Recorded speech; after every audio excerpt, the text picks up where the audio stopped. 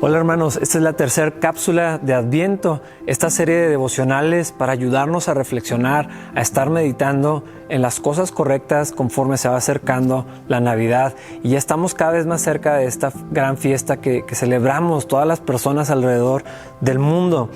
En esta tercera cápsula les quiero platicar acerca del plan de Dios que tenía establecido desde mucho tiempo antes y que venía junto con la promesa que Él había hecho. Dios conocía la necesidad de la humanidad, Él vio el quebrantamiento, Él vio esta caída del hombre y cómo el pecado infectó todo el mundo y lo sumió en la oscuridad.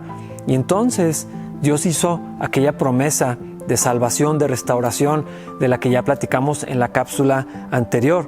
Pero es necesario y es importantísimo conocer cómo iba a cumplir Dios esta promesa que había hecho. Suena magnífico saber que Dios iba a traer luz, iba a traer esperanza, iba a traer alegría, iba a traer restauración, pero entonces tenemos que considerar también los atributos de Dios y sobre todo la seriedad del pecado que había entrado a la humanidad, del cual somos culpables. La Biblia es clarísima con todo esto. Dios tenía un plan, pero probablemente si nosotros lo hubiéramos trazado o se nos preguntara, lo habríamos hecho de una manera completamente diferente. El plan de Dios incluía humillación, incluía sufrimiento, muchísimo dolor, pero no para nosotros.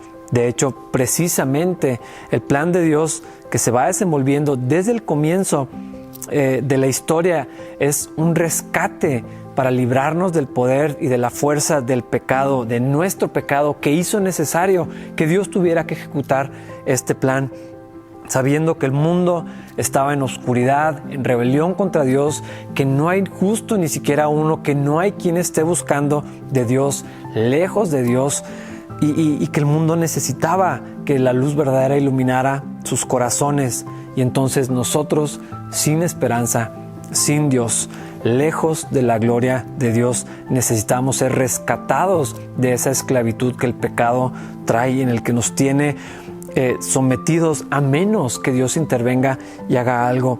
Necesitábamos ser rescatados de un juicio inminente, porque en algún momento vamos a enfrentar al Señor y el pecado no puede quedar sin un castigo, sin una consecuencia, y la Biblia es clarísima con esto. La paga del pecado es la muerte. A menos que algo suceda, alguien tiene que morir, alguien tiene que pagar ese costo tan grande por ofender a Dios. Y entendemos que Dios no podría seguir siendo justo, no podría seguir siendo verdadero e íntegro en su carácter si simplemente ignorara las ofensas, si simplemente hiciera como que no pasó nada y simplemente tuviéramos comunión. Esto no es posible, porque el carácter de Dios no lo permite. Él es santo, Él es puro, Él es justo, Él es verdadero, toda la verdad habita en Él. Por lo tanto, las tinieblas no pueden tener comunión con la luz. Esto es imposible. ¿Cómo puede hacer Dios para mantener su justicia, mantener su rectitud y su santidad, y al mismo tiempo poder coexistir con los pecadores, al mismo tiempo que quede cubierta la ira justa por ese pecado que habíamos cometido y que hemos cometido en contra de Dios? Solamente si algo enorme sucede. Y eso era el plan de Dios. Eso era parte del cumplimiento de la promesa que Dios había hecho. Esa es la única manera en que pudiéramos encontrar vida a través del sufrimiento que Dios había planeado, porque Dios no podía dejar simplemente al pecado sin castigo. Así que el Señor proveyó una vía. El Señor proveyó un cordero para el sacrificio, porque sin derramamiento de sangre no hay remisión de pecados. Esto es un principio que se establece en la Escritura y del cual no podemos escapar. No puede haber perdón de pecados si no hay un derramamiento de sangre. Esta es la imagen que nos presenta la ley al establecer los sacrificios que se hacían continuamente para que el pueblo de Israel pudiera tener comunión con Dios, para que sus pecados fueran borrados. Pero como era un sacrificio temporal, incompleto, que solamente era una sombra de lo que estaba por venir en algún momento, esos sacrificios eran continuos porque ninguno podía cubrir los pecados para siempre. Había que esperar el cumplimiento de la promesa de Dios en esto. El cordero del sacrificio para librarnos de una manera definitiva del poder del pecado tenía que ser perfecto, sin mancha, sin culpa, para que entonces esa ofrenda fuera agradable a Dios y pudiera satisfacer la ira justa de Dios por el pecado y nosotros pudiéramos ser limpios y ser libres de nuestra maldad. Entonces Dios envió a su Hijo Jesucristo, el cual, siendo en forma de Dios, como lo dice la Escritura, no estimó el ser igual a Dios como algo a que aferrarse, sino que se despojó a sí mismo, tomando forma de siervo, hecho semejante a los hombres. Y estando en la condición de hombre, se humilló a sí mismo, haciéndose obediente hasta la muerte y muerte de cruz. El plan de Dios era aplastar a su propio Hijo sin mancha, sin culpa, que no debía nada, la vida más preciada, la esencia de Dios, que tomó forma de uno de nosotros, de algo tan pequeño que somos polvo y en polvo nos vamos a convertir. El Hijo de Dios tomó esta forma de hombre y se sometió al sufrimiento más grande que podemos encontrar en toda la historia de la humanidad. Isaías 53 describe en una profecía dolorosísima lo que Dios tenía planeado hacer con Jesucristo. Dice: subirá cual renuevo delante de él, y como raíz de tierra seca no hay parecer en él, ni hermosura. Le veremos, mas inatractivo, para que le deseemos. Despreciado y desechado entre los hombres, varón de dolores, experimentado en quebranto. Y como que escondimos de él el rostro, fue menospreciado y no lo estimamos. Ciertamente llevó él nuestras enfermedades y sufrió nuestros dolores, y nosotros le tuvimos por azotado, por herido de Dios y abatido.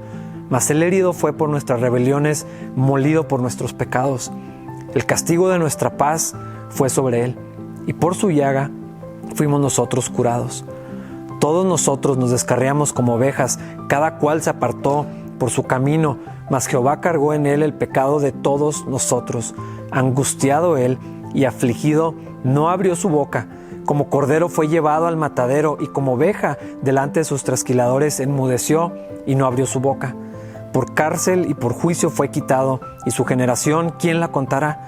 Porque fue cortado de la tierra de los vivientes, y por la rebelión de mi pueblo fue herido. Él se dispuso con los impíos su sepultura, mas con los ricos fue en su muerte, aunque nunca hizo maldad, ni hubo engaño en su boca. Con todo eso, Jehová quiso quebrantarlo, sujetándole a padecimiento. Cuando haya puesto su vida por expiación por el pecado, verá linaje, vivirá por largos días, y la voluntad de Jehová será en su mano prosperada. Verá el fruto de la aflicción de su alma y quedará satisfecho. Por su conocimiento justificará mi siervo justo a muchos y llevará las iniquidades de ellos. Este es un pasaje que jamás deberíamos de olvidar y que constantemente tenemos que recordar. Este fue el precio por nuestra libertad. Esta era la única manera en que pudiéramos volver a tener comunión con Dios, el cumplimiento de esa promesa. La bendición de Dios, la luz verdadera, tenía que pasar por este sacrificio, por este calvario, por esta expiación por medio del sufrimiento y del dolor, para que la sangre de Cristo fuera derramada y entonces nosotros pudiéramos ser libres de las consecuencias del pecado que nosotros cometimos en contra de Dios, y entonces podemos tener comunión con Dios, estar en paz con Él, ya no ser llamados enemigos de Dios, sino hijos de Dios. Ya no es estar lejos de la gloria de Dios, sino participar de la gloria y de estar en una relación tan cercana, tan estrecha con el Creador como fue planeado por Dios desde el principio.